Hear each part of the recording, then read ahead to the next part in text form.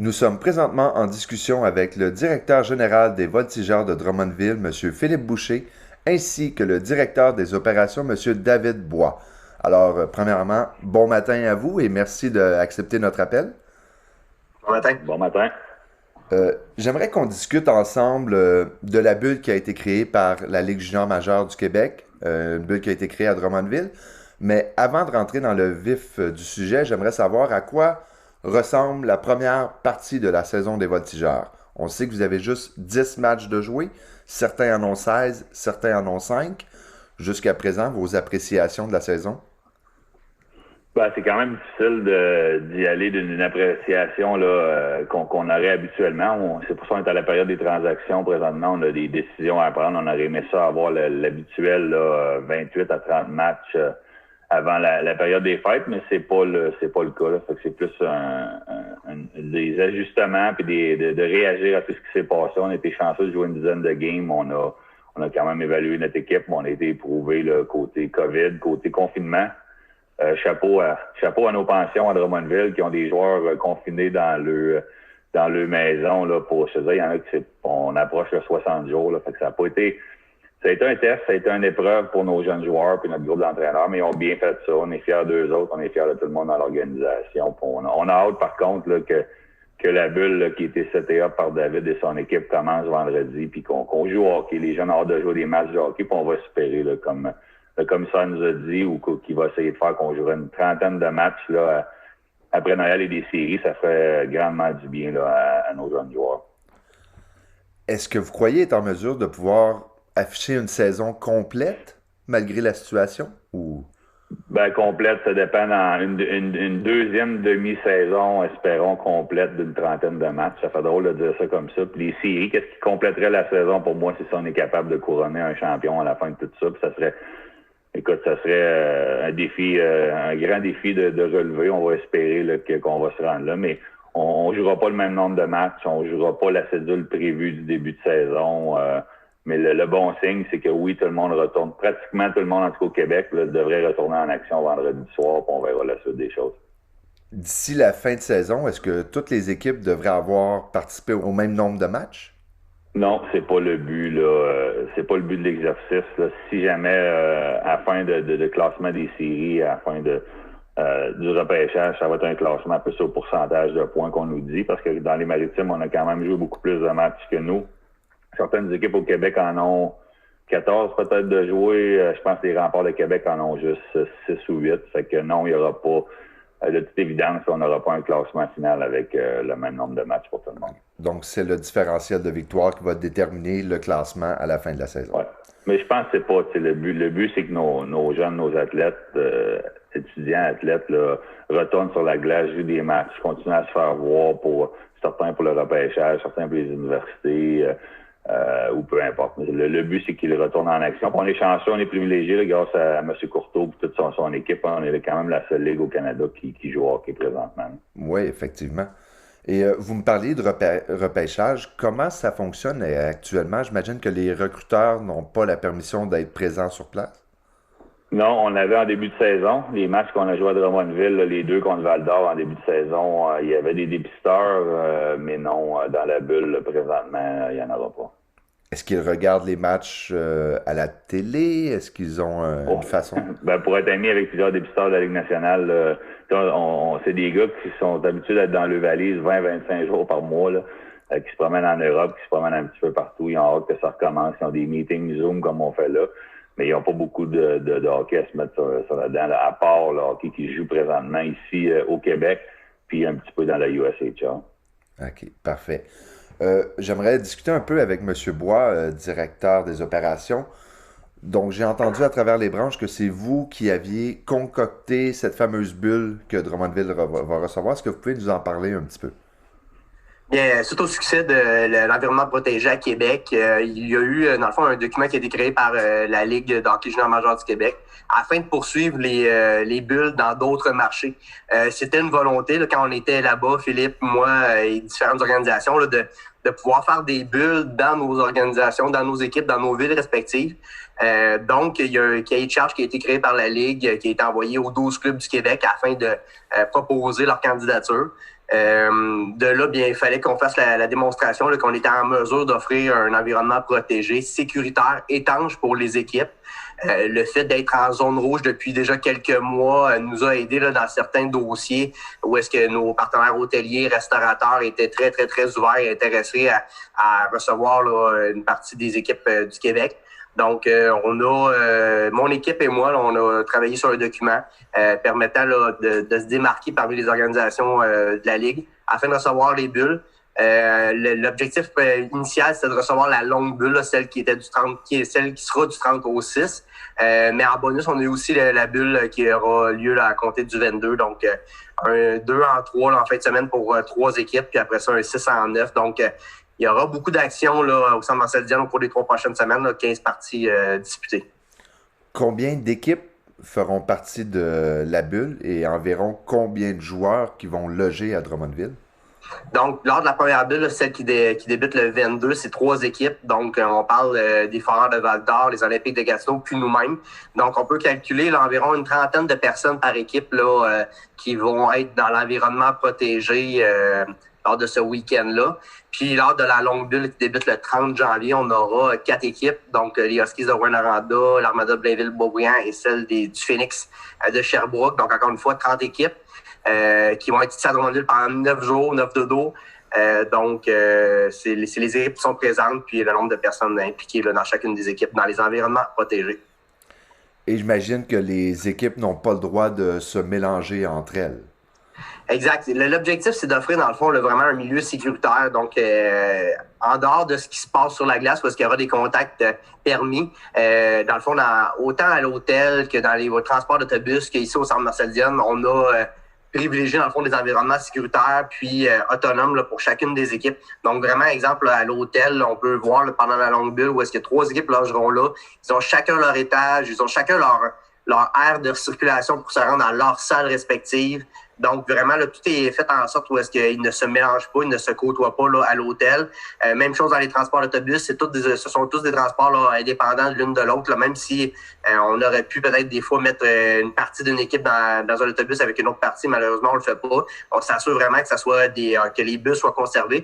Puis ici, au Centre Marcel Dion, on a séparé vraiment l'aréna en 4 départements distincts. Donc, chaque équipe aura, par exemple, son escalier, son département, ses vestiaires, etc. Donc, c'est vraiment là, on s'assure que ces quatre équipes-là ne sont jamais en contact sur la glace. Puis la même chose pour tout ce qui est ressources de match. Donc, l'aréna est divisée, je dis toujours l'expression 80-20. Là, il y a 80% de l'aréna qui est sécuritaire puis protégée là, pour les équipes. Il y a 20% pour tout ce qui est personnel de match, personnel régulier là, qui sont impliqués là, dans les 2 environnements protégés. J'aimerais savoir également, on a parlé brièvement, mais des séries. Est-ce qu'il y a déjà un plan qui a été évoqué par la Ligue en ce qui concerne les séries éliminatoires, la Coupe Memorial également? Est-ce que vous savez si ça va se passer sous forme de bulle? Écoute, il y a un plan qui est là, il y a du temps qui a été accordé entre les séries et une possible Coupe Memorial. Premièrement, pour une Coupe Memorial, il faudrait que l'Ontario et la Ligue de l'Ouest commencent à jouer. C'est pas...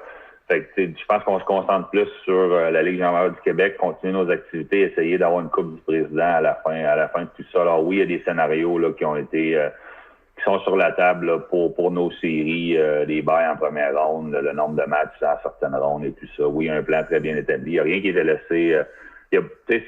Des fois, on accuse la Ligue de faire de l'improvisation, mais c'est pas de l'improvisation. Ils sont préparés à toute éventualité. Ils travaillent fort énormément pour remettre nos joueurs sur la glace. Puis si tout va bien, si le COVID reste en dehors de nos chambres de hockey, de nos arénas, puis on va espérer en dehors de tout, même les gens qui nous écoutent, qu'on peut retourner à une vie normale. On rêve tous d'avoir des séries avec du monde dans les estrades. Ça, c'est peut-être rêvant en couleur, mais bon, on le souhaite. Mais oui, il y a un plan là qui est établi pour que dans la Ligue junior du Québec, on ait un trophée remis à l'équipe qui le mérite à la fin de la saison.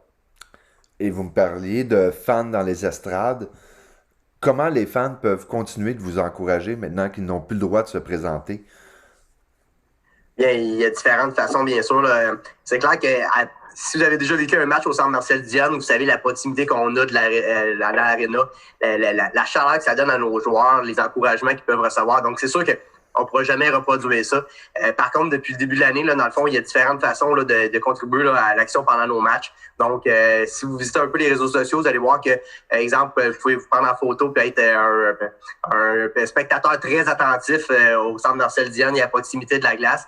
Après ça aussi, il y a différentes façons d'encourager pendant les parties. Donc, on a demandé aux gens, exemple, de se filmer pendant qu'il y a une célébration de but. La même chose au niveau de différentes chansons là, qu'on fait pendant le match. Donc, c'est sûr que tout se passe maintenant sur la web diffusion. Tout se passe sur Internet, comme on le vit un petit peu ce matin. Donc, c'est clair que nos partisans peuvent être présents sur les différentes plateformes. On est sur notre chaîne YouTube, on est sur New Lion, la plateforme de la LHMQ.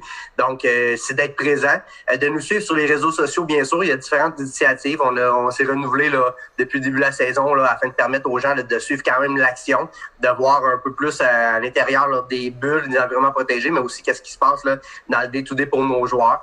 Donc, c'est de nous suivre, continuer à être présents, continuer à manifester leur engagement là, auprès de notre équipe. Puis d'espérer, nous, ce qu'on espère depuis même le mois de mars passé, là, c'est de les revoir le plus rapidement possible ici. Là. Ben, on le souhaite également. J'aimerais savoir, M. Boucher, comment, vous étant un ancien joueur de la Ligue nationale, de la Ligue junior majeure également, comment le jeune Philippe Boucher de 18, 19, 20 ans aurait réagi à une telle situation? Est-ce que c'est motivant ou déprimant pour un joueur? Honnêtement, j'ai aucune idée. Puis moi, je leur relève mon chapeau au groupe d'entraîneurs pour aux joueurs qui sont à l'aréna, qui ont un sourire au visage. Mais je pense que les gars réalistes sont quand même privilégiés. Là, Oui, j'utilise toujours l'exemple de Luke Woodward avec nous, là, qui était confiné 14 jours. Vous comprenez que c'est la même chose tous les gars des Maritimes. Il était confiné 14 jours au camp d'entraînement, confiné 14 jours lorsqu'on a eu des cas dans notre équipe. Confiné encore plus parce qu'on est dans une bulle, confiné 14 jours quand il est retourné chez eux à Noël, confiné 14 jours quand il est revenu, je peux continuer. Puis encore dans sa pension présentement parce qu'on est en confinement, on va dire préventif, c'est peut-être pas le bon terme, mais les gars, il faut qu'ils restent dans leur bulle. Fait que c'est pas facile, là. C'est pas facile de rester motivé. Tous les outils sont là s'ils ont besoin d'aide et tout ça, mais de notre côté, ça va bien. La motivation est là.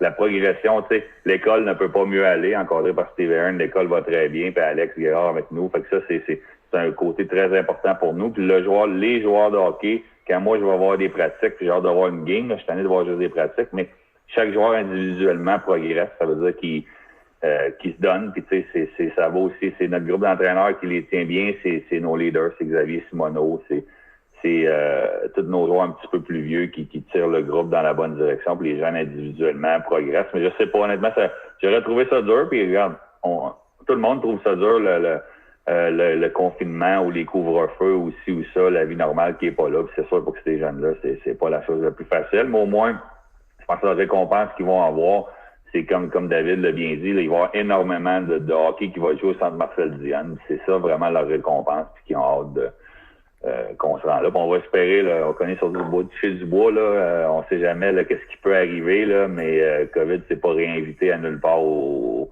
la Ligue présentement, puis on envisage vraiment jouer des vrais matchs là, à partir de vendredi. Vrai match, donc une question un peu spéciale, mais les mises en échec vont être acceptées. J'ai entendu qu'en Ontario, ils voulaient peut-être pas ajouter les mises en échec. Selon moi, nous, c'est un vrai match de hockey. Il n'y a rien qui a changé. Oui, à l'œil, c'est particulier là, de ne pas avoir personne dans les estrades, d'avoir des gens avec des entraîneurs avec des masques ici et ça, mais je pense qu'on s'y est habitué. C'est la nouvelle réalité 2020-2021, mais quand la rondelle tombe sur la glace, c'est comme les gens peuvent avoir regardé au championnat du monde ou le Canadien. Écoutez, le monde qui écoute le hockey, s'ils veulent être curieux et aller voir sur toutes les plateformes disponibles nos matchs de hockey, c'est comme on voyait avant. On va inviter d'ailleurs. Je me permettrais de dire honnêtement, là, puis je pense que ça va être la même chose en fin de semaine.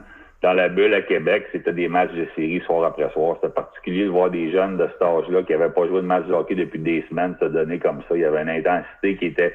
Il y a toujours une intensité, mais 68, c'est un grind, 68 games dans une année, l'autobus, les voyagements, puis tout ça. Fait que des fois, tu as des mercredis soirs que c'est plus difficile, puis c'est normal, il faut comprendre ça. Mais là, dans les bulles, là, à date, là, dans la bulle à Québec, c'était des matchs très, très intenses.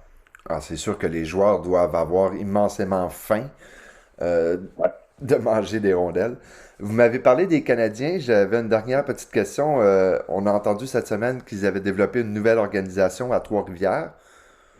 Vous, est-ce que c'est quelque chose de positif ou vous le voyez comme une compétition aux voltigeurs?